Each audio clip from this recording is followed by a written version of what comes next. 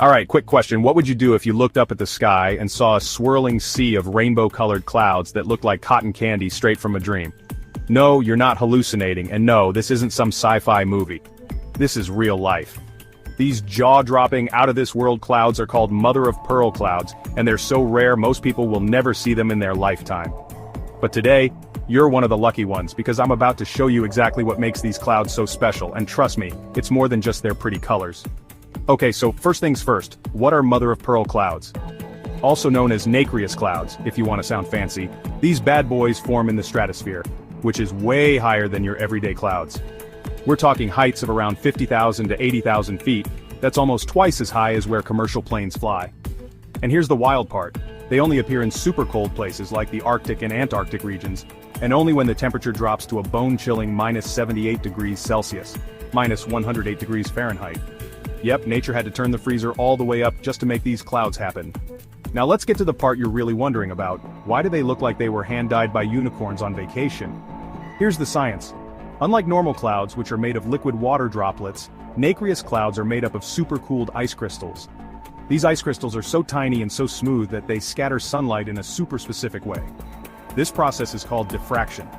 Basically, when sunlight hits the clouds at just the right angle, usually right after sunset or right before sunrise, the light bends, splits, and gets refracted into this stunning rainbow-like display of colors. It's the same thing that happens when you see colors on a soap bubble or oil slick, but, you know, way cooler because it's in the sky. If you're wondering why don't I see these every day? Well, that's because mother-of-pearl clouds are divas.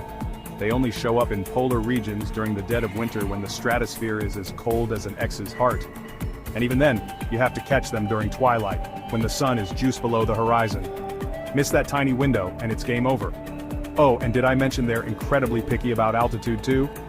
If they're too high or too low, the magic doesn't happen. All this to say, you're more likely to see a celebrity at your local grocery store than catch these clouds in person. Here's where things get a little less magical. As pretty as they are, nacreous clouds have a bit of a dark side. See, they play a role in the destruction of the ozone layer. Yep, they're not just pretty faces. When certain chemicals, like chlorofluorocarbons aka CFCs, are released into the atmosphere, they latch onto these clouds, sparking chemical reactions that break down the ozone layer. You know, the thing that protects us from harmful UV rays? Yeah, that one. So, next time you hear about the ozone layer getting wrecked, these beautiful clouds are kinda sorta indirectly involved. Crazy, right?